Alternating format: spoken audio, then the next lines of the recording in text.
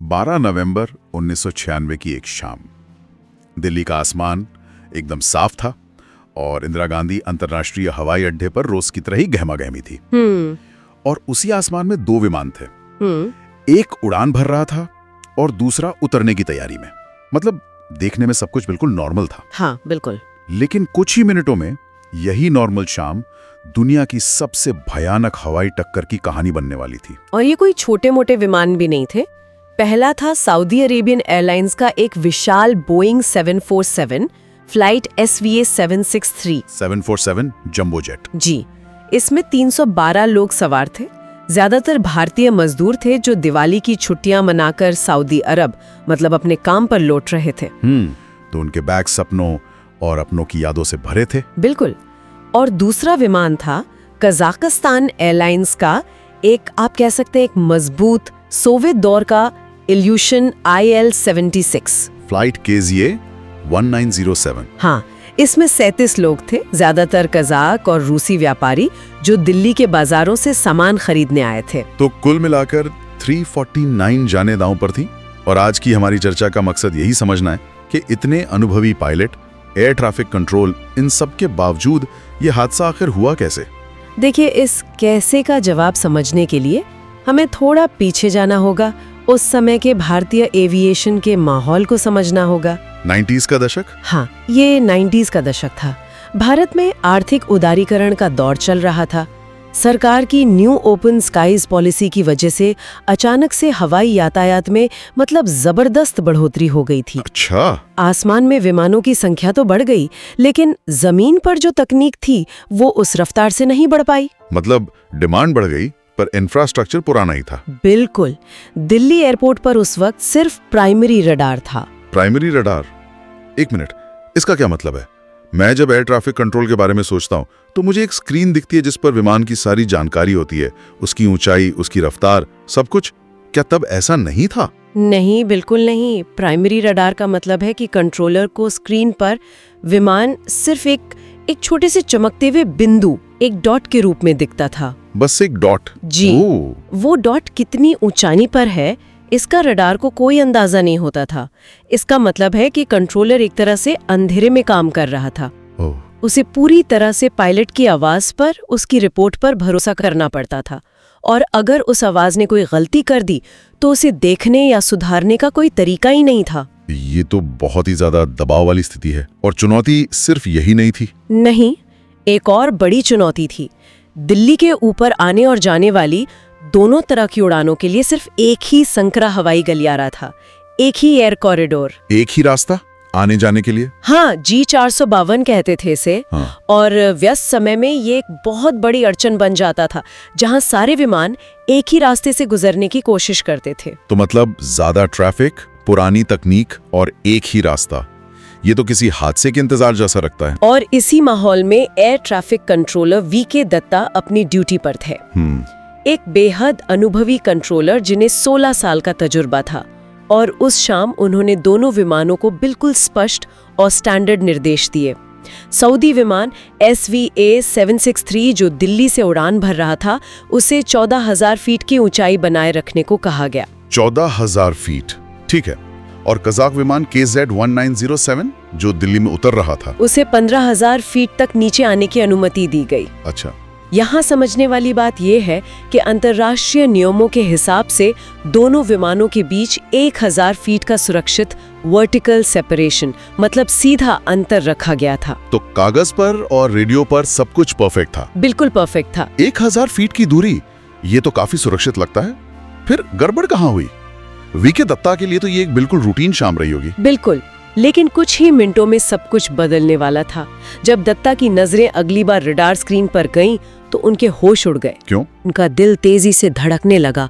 उन्होंने घबराकर दोनों विमानों से संपर्क करने की कोशिश की, बार बार रेडियो पर उन्हें पुकारा, लेकिन इससे पहले कि कोई जवाब आता, क्या हुआ? वो दोनों बिंदु रडार पर एक हो गए और फिर अचानक गायब हो गए। स्क्रीन पर सिर्फ खालीपन था। दत्ता को समझ आ गया था कि कुछ बहुत बहुत भयानक हो चुका है। उस एक पल में रडार पर जो खालीपन था वो जमीन पर 349 जिंदगियों के खत्म होने का संकेत था। और असल में आसमान में क्या हुआ? असल में जो आसमान में हुआ वो कुछ ही सेकंड का खेल था। शाम ठीक 6:40 पर हरियाणा के चरखी दादरी गांव के ऊपर कजाक विमान अपनी तय ऊंचाई से नीचे आ चुका था और सीधे सऊदी विमान के रास्ते में था। ओ नहीं। कजाक विमान का बायां पंख और पिछला हिस्सा सऊदी बोइंग 747 के बाएं पंख से टकराया। टक्कर इतनी जबरदस्त थी कि विशालकाय बोइंग का बायां पंख और इंजन लगभग कटकर अलग हो गए। दोनों विमानों का क्या हुआ होगा, इसकी कल्पना करना भी बहुत मुश्किल है। दोनों ही विमान तुरंत बेकाबू हो गए। बोइंग 747 के कॉकपिट वॉइस रिकॉर्डर में कैप्टन खालिद अल शुबैली के आखिरी शब्द दर्ज हुए। उन्होंने कहा था, "we are hit, we are hit." विमान तेजी से घूमता हुआ जमीन की ओर गिरने लगा। कजाक विमान भी बुरी तरह डैमेज हो चुका था और वो भी अनियंत्रित होकर गिरने लगा। कुछ ही सेकंड के फासले पर दोनों विमान आग के गोलों में तब्दील होकर खेतों में जा गिरे। और इस पूरी घटना का कोई चश्मदीद गवाह भी था? मेरा मतलब आसमान में। हैरानी की बात है, लेकिन हाँ, अमेरिकी वायुसेना के एक पायलट कैप्टन टिमोथी प्लेस। अच्छा। हाँ, वो पास से ही एक लॉकहीड C-141 स्टार लिफ्टर उड़ा रहे थे। उन्होंने पहले आसमान में एक नारंगी बादल जैसा कुछ देखा। उन्हें लगा शायद मौसम खराब है या बिजली कड़की है। लेकिन कुछ ही सेकंड बाद जब उन्होंने आग के दो अलग अलग गोलों को तेजी से जमीन की ओर गिरते देखा तो उन्हें भयानक सच्चाई का एहसास हुआ। और उन्होंने ही सबसे पहले खबर दी? जी, उन्होंने तुरंत दिल्ली ATC में VK दत्ता को रेडियो पर इसकी सूचना दी। उन्होंने कहा, "I just saw a large explosion in the air।" और दत्ता का सबसे बुरा डर अब हकीकत बन चुका था। और जमीन पर का मंजर तो दिल दहला देने वाला रहा होगा। बहुत। 10 किलोमीटर के दायरे में विमानों का मलबा, इंसानी शरीर और सामान फैला हुआ था। चारों तरफ आग की लपटें थी, धुआं था। मुझे याद है उस समय की खबरों में स्थानीय लोगों की बहादुरी की कहानियां भी थी। हाँ, कई गांव वाले अपनी जान की परवाह किए बिना मदद के लिए दौड़े। लेकिन इस त्रासदी में इंसानियत का एक स्याह पहलू भी दिखा। कुछ लालची लोगों ने मृतकों के कीमती सामान जैसे गहने, घड़ियां और पैसे चुराने का शर्मनाक काम भी किया। और बाद में एक और बेहद मुश्किल और संवेदनशील विवाद खड़ा हो गया, शवों की पहचान को लेकर। जी हाँ, कई शव इतनी बुरी तरह जल चुके थे कि उनकी पहचान नामुमकिन थी। अब सवाल ये था कि उनका अंतिम संस्कार किस धार्मिक रीति रिवाज से किया जाए, क्योंकि मरने वालों में हिंदू, मुस्लिम और ईसाई सभी थे। बिल्कुल। काफी बहस के बाद एक प्रशासनिक फैसला लिया गया कि अज्ञात शवों को यात्रियों की संख्या के अनुपात के हिसाब से उनके धर्म के अनुसार अंतिम संस्कार किया जाएगा। ये उस त्रासदी की जटिलता को दिखाता है। ये सब सुनकर अब सबसे बड़ा सवाल खड़ा होता है, इस हादसे का जिम्मेदार कौन था? सऊदी फ्लाइट, कजाक फ्लाइट या air traffic controller VK Datta? शुरुआती शक तो सीधे तौर पर दत्ता पर ही गया होगा। बिल्कुल, उन पर बहुत भारी दबाव था। जांच का जिम्मा DGCA यानी directorate general of civil aviation को सौंपा गया। और किसी भी हवाई हादसे की जांच के लिए सबसे जरूरी चीज होती है विमान का ब्लैक बॉक्स, जिसमें 2 हिस्से होते हैं, कॉकपिट वॉइस रिकॉर्डर CVR और फ्लाइट डेटा रिकॉर्डर FDR। सही। CVR में कॉकपिट के अंदर की आखिरी बातचीत रिकॉर्ड होती है और FDR में विमान की स्पीड, ऊंचाई, दिशा, हर एक सेकंड का पूरा टेक्निकल डेटा। लेकिन यहाँ एक और दिलचस्प बात सामने आई जिसने उस समय के भारतीय सिस्टम की एक और कमी को उजागर किया। वो क्या थी? उस समय भारत के पास इन ब्लैक बॉक्सेस को डिकोड करने की तकनीक ही नहीं थी। क्या कह रही है? मतलब भारत उस समय अपने देश में हुए हादसे की सबसे जरूरी जानकारी को खुद पढ़ भी नहीं सकता था? यही सच्चाई थी। इसलिए एक स्वतंत्र और निष्पक्ष जांच के लिए सऊदी विमान का ब्लैक बॉक्स इंग्लैंड के फॉर्नबरो भेजा गया। अच्छा। और कजाक विमान का ब्लैक बॉक्स मॉस्को, रूस भेजा गया। और जब डेटा आया तो क्या पता चला? कुछ हफ्तों के इंतजार के बाद जब डेटा सामने आया तो जांच का पहला बड़ा खुलासा हुआ। VK दत्ता पूरी तरह से निर्दोष पाए गए। अच्छा। उनके निर्देश बिल्कुल सही और स्पष्ट थे। ये उनके लिए बहुत बड़ी राहत की बात रही होगी। और सऊदी विमान? जांच में ये भी साफ हुआ कि सऊदी विमान 14,000 फीट पर दिए गए निर्देशों का बिल्कुल सही से पालन कर रहा था। तो अब सारा ध्यान कजाक विमान केजिया 1907 पर केंद्रित हो गया। जी हाँ, और यहीं से इस हादसे के पीछे की असली वजह सामने आनी शुरू हुई, जो एक नहीं बल्कि कई गलतियों की एक भयानक श्रृंखला थी। तो अब हम उस पल पर आ रहे हैं जहां पता चलेगा कि असल में हुआ क्या था। बिल्कुल। दुर्घटना की जड़ में कजाक क्रू से जुड़ी कई समस्याएं थीं। सबसे पहली और बड़ी समस्या थी मीट्रिक बनाम इंपीरियल सिस्टम की। मैट्रिक बनाम इंपीरियल मतलब कजाकिस्तान और दूसरे पूर्व सोवियत देशों में ऊंचाई नापने के लिए मीटर का इस्तेमाल होता था, जबकि अंतर्राष्ट्रीय विमानन मानक और दिल्ली एटीसी फीट का इस्तेमाल करते थे। तो इसका मतलब है कि वो लोग दिमागी तौर पर मीटर में सोच रहे थे, जबकि निर्देश फीट में मिल रहे थे। एकदम सही। जब एटीसी ने उन्हें 15,000 फीट पर रुकने को कहा, तो कजाक विमान के रेडियो ऑपरेटर ने उसे तुरंत मीटर में बदला।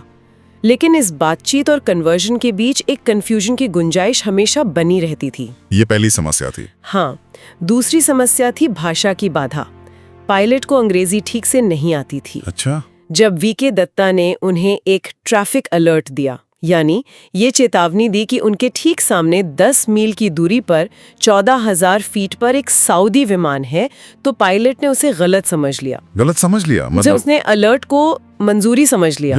मतलब उसने चेतावनी को नीचे उतरने की मंजूरी समझ लिया, सिर्फ एक शब्द की गलतफहमी की वजह से। ये तो अविश्वसनीय है। यही हुआ, और इस गलतफहमी को और बढ़ाने का काम किया तीसरी समस्या ने, कॉकपिट का माहौल। हाँ, उस दौर के सोवियत विमानों को कॉकपिट का माहौल बड़ा अलग था। वहाँ एक सख्त हायरार्की, यानी तो मतलब अगर क्रू में किसी को लगा भी कि कुछ गड़बड़ है, तो वो कैप्टन पर सवाल उठाने की हिम्मत नहीं करेगा। बिल्कुल नहीं। कॉकपिट वॉइस रिकॉर्डर की रिकॉर्डिंग से कजाक विमान के उन अंतिम भ्रम भरे क्षणों का पता चलता है। पायलट का कंफ्यूजन साफ सुनाई देता है जब वो पूछता है कौन सा लेवल, और फिर नीचे उतरने का फैसला ले लेता है, ये सोचते हुए कि उसे मंजूरी मिल गई है।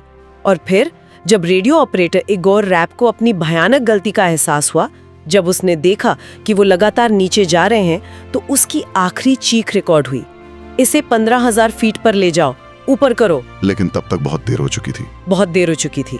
उन्हें सामने सऊदी विमान की लाइटें दिख चुकी थीं। ये सुनकर तो रोंगटे खड़े हो जाते हैं। विशेषज्ञ अक्सर ऐसे हादसों को समझाने के लिए स्विस चीज थ्योरी का इस्तेमाल करते हैं।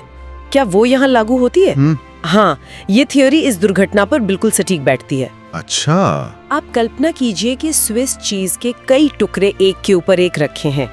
हर टुकड़े में अलग अलग जगह पर छेद होते हैं। ठीक है। आमतौर पर एक टुकड़े का छेद दूसरे से ढका होता है और कोई भी चीज इन छेदों से आर पार नहीं जा सकती। ये टुकड़े सुरक्षा के अलग अलग लेयर्स हैं। लेकिन अगर किसी एक दिन, किसी एक पल में सारे टुकड़ों के छेद एक सीध में आ जाएं, तो एक छोटी सी चूक भी एक बड़ी दुर्घटना में बदल जाती है। और उस दिन चरखी दादरी के आसमान में यही हुआ था। कई छेद एक सीध में आ गए थे। ठीक है, तो चलिए इन छेदों को एक एक करके देखते हैं। पहला छेद, भारत का संकरा सिंगल एयर कॉरिडोर, जो एक सिस्टम की खामी थी। सही है। दूसरा छेद, टीकेएस जैसी टक्कर रोधी प्रणाली का न होना, जो एक तकनीकी कमी थी। तीसरा छेद, मीट्रिक और इंपीरियल सिस्टम का भ्रम, जो एक प्रक्रियात्मक गलती थी। चौथा छेद, भाषा की बाधा, जो संचार में विफलता थी। बिल्कुल। और पांचवा छेद, कॉकपिट के अंदर गलत संचार और सख्त माहौल, जो क्रू की गलती थी। छोटी छोटी चूकों का एक विनाशकारी नतीजा था। हर सुरक्षा कवच में एक छेद था, और उस शाम वो सारे छेद एक लाइन में आ गए। ये एक भयावह कहानी है, लेकिन क्या इस त्रासदी से कोई सबक सीखा गया? क्या इसके बाद कुछ बदला? हाँ, और यही इस कहानी का सबसे महत्वपूर्ण हिस्सा है। इस हादसे ने भारत में विमानन सुरक्षा को हमेशा के लिए बदल दिया। अच्छा। इस दुर्घटना के बाद कई बड़े और जरूरी सुधार लागू किए गए। सबसे पहले दिल्ली से उड़ान भरने वाले या यहाँ उतरने वाले सभी विमानों में TCAS यानी ट्रैफिक कोलिजन अवॉइडेंस सिस्टम को अनिवार्य कर दिया गया। TCS ये वही सिस्टम है जो पायलटों को सीधे कॉकपिट में चेतावनी देता है अगर कोई दूसरा विमान बहुत करीब आ जाए। एक तरह की स्वचालित आखिरी रक्षा कवच है ये। बिल्कुल। अगर उस दिन दोनों विमानों में TCS होता तो ये सिस्टम पायलटों को क्लाइंब और डिसेंड की चेतावनी देता और शायद ये टक्कर टल जाती। दूसरा बड़ा बदलाव दिल्ली ATC में हुआ। वहाँ आधुनिक सेकेंडरी रडार लगाया गया। यानी अब कंट्रोलर को स्क्रीन पर सिर्फ बिंदु नहीं बल्कि विमान की ऊंचाई और पहचान जैसी जरूरी जानकारी भी दिखने लगी। जी, वीके दत्ता को अब अंधेरे में काम नहीं करना पड़ता। इसके अलावा आने और जाने के लिए अलग अलग हवाई गलियारे बनाए गए और भाषा की बाधा को दूर करने के लिए अंतर्राष्ट्रीय पायलटों के लिए ICO अंग्रेजी स्तर 4 की प्रवीणता अनिवार्य कर दी गई। और शायद सबसे बड़ा बदलाव सोच में आया। हाँ, भारत ने धीरे धीरे जस्ट कल्चर को अपनाना शुरू किया। जस्ट कल्चर, इसका मतलब है कि गलतियों के लिए किसी एक व्यक्ति को बलि का बकरा बनाने के बजाय पूरे सिस्टम को बेहतर बनाने पर ध्यान केंद्रित किया जाता है, ताकि भविष्य में ऐसी गलतियां ना हो। ये समझने की कोशिश की जाती है कि एक इंसान ने गलती क्यों की और उस कारण को सिस्टम से कैसे हटाया जाए। मगर हम इस पूरी चर्चा को समेटें तो ये एक बेहद दुखद कहानी है कि कैसे छोटी छोटी चीजें, भाषा, माप की इकाइयां, तकनीक की कमी और संवादहीनता एक साथ मिलकर दुनिया की सबसे बड़ी हवाई टक्कर का कारण बनी। लेकिन इस हादसे से सबसे बड़ा सबक ये मिलता है कि सबसे आधुनिक मशीनों में भी सबसे कमजोर कड़ी इंसान और उसका संवाद ही होता है। यहाँ दो विमान नहीं, बल्कि दो अलग अलग दुनियाएं, दो अलग अलग सिस्टम्स और दो अलग अलग भाषाएं टकराई थीं। बिल्कुल सही कहा। और ये हमें एक बहुत जरूरी सवाल पर लाके छोड़ता है, जो सिर्फ विमानन के लिए नहीं, बल्कि हर उस क्षेत्र के लिए जहां तकनीक और इंसान साथ काम करते हैं। वो क्या? जब कोई हादसा होता है तो हमारी पहली प्रवृत्ति किसी को दोषी ठहराने की होती है, लेकिन ये घटना हमें सोचने पर मजबूर करती है कि मानवीय भूल को सिर्फ एक व्यक्ति की नाकामी माने या फिर एक बड़े खराब डिजाइन वाले सिस्टम की खामी का संकेत। और जब ऐसी खामियां सामने आती हैं तो क्या दोषारोपण के बजाय सुधार पर ध्यान केंद्रित करना ही असली